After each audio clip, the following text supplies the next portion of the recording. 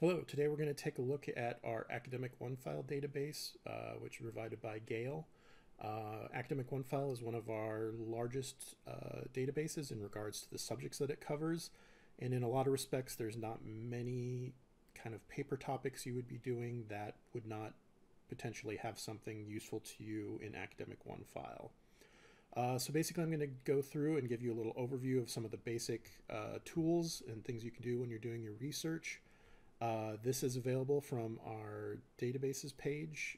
If you're on campus, it's available from the library website. And if you're off campus, it's available through your page on the Blackboard. So we'll go ahead and take a look at it. Basically, most databases like OneFile will start you off with what's known as a keyword search, basically just a simple text search. But a thing to keep in mind when you're doing your research is that whatever you type in this search box, it will be searched in every area of the article, from author, title to the full text. So sometimes you, especially if your search term is too broad, you just need to keep in mind that you may have to work on narrowing your subjects in your search terms, and we'll go into that. We'll show you how to do that as well. But just for now, we'll start off with a basic search for global warming.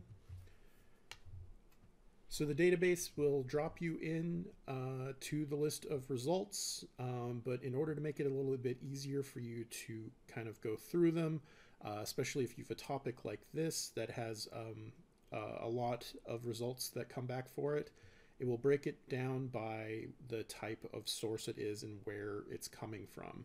And that's where these categories are along the top here. So you can see that the categories are academic journals. These are the professional journals, professional level. They're written by professionals in fields, generally for other professionals, meaning in some cases that they may be very in-depth research.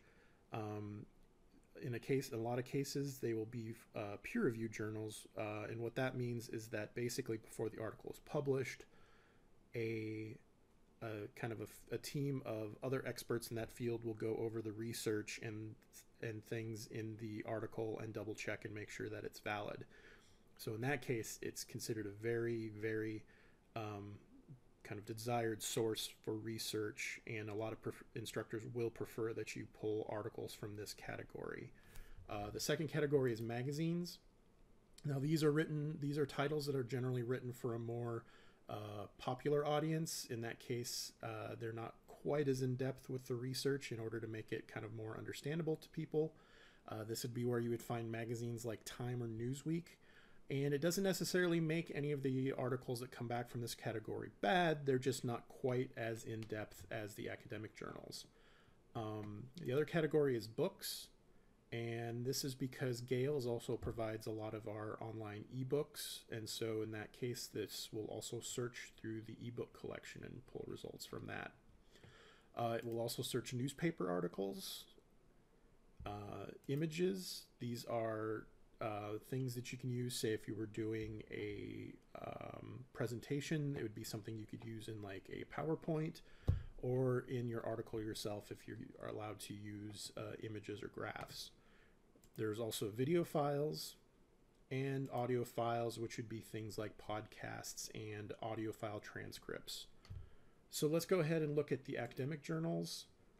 So basically the article, it will tell you how many titles it's found, and then basically will show you the breakdown. It'll give you the title, author, a lot of the basic information about the article, what journal it comes from, and it'd be very helpful. It also tells you which ones are peer-reviewed in case that is a requirement for your paper, and it will give you a little quick breakdown of sort of a general idea what the article is about. So we'll go ahead and pick one. We'll go ahead and click on this one, and I can kind of show you some of the tools that they've given you, that once you've found an article that you want to use, that you can, the tools you can use to manage it and to save it later for research. But you can see that it basically, once you click on it, it drops you into a full text reproduction of the article.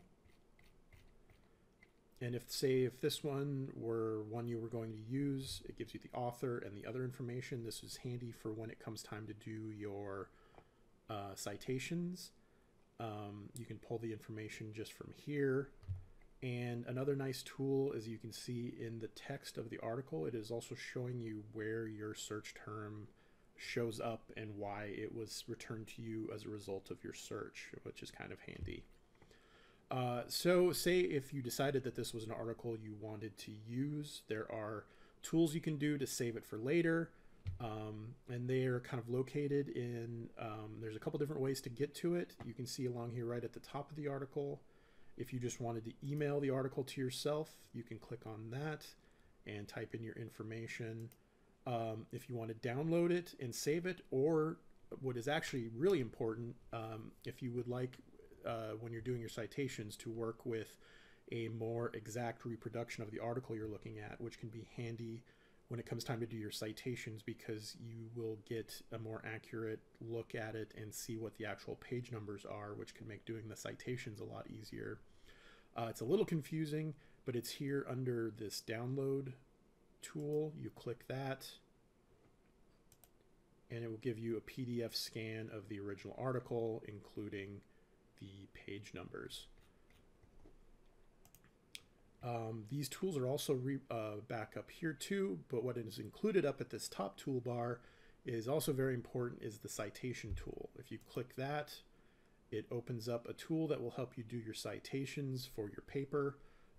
As you can see, it gives you the different citation styles and what edition they're using. So you can see here is MLA, it has APA, and Chicago.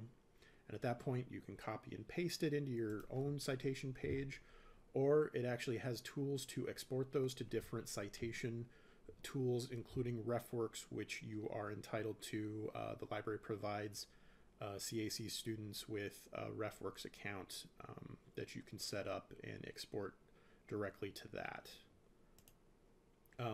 If you're on campus or at home and you just want to print out a copy, you can click print. Or if you want to just save a link to it, the important thing to do is to use this tool here called Get Link, because this will give you a permanent URL that will bring you back to this article, and you don't have to worry about losing track of where you found the article you were looking for.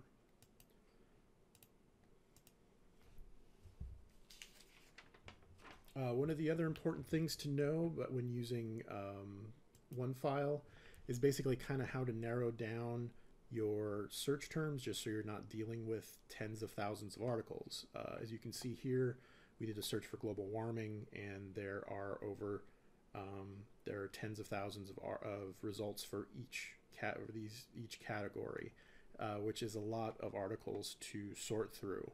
So luckily, it gives you ways to filter your results here on the right under the subheading. And these are basically fairly self-explanatory. You can sort by publication date. Say if you're only looking for articles from a specific time frame, or even just ones that are the most recent, you can see you can narrow it down to just articles from the past week, past month, past year, or to put in a custom date range. Another tool is to see the subject areas that have come up. Where this comes in handy is when it comes time to do other searches. Say you're not finding the results you like when you do a search for one term, such as we use global warming. You can look at these other subjects and maybe kind of get an idea of other keywords that you can use to search in your other, when you go to either another database or even this one itself. You can search by document type. So you can see this full articles, brief articles, book reviews, essays. It kind of breaks down the type of article you're looking for, and in that case, you don't have to look through ones that don't meet the need for what you're looking for.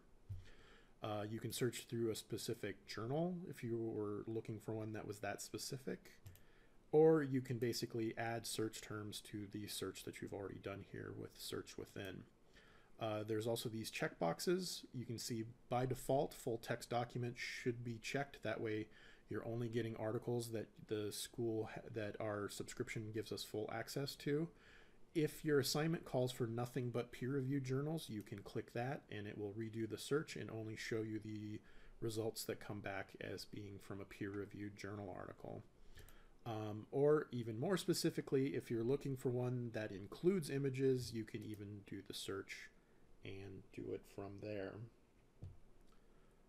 So that's kind of a basic overview of using the Gale database. Hopefully, as always, if you have any questions, feel free to contact the librarian either by calling in or through email, or you can use our library chat online. Thank you.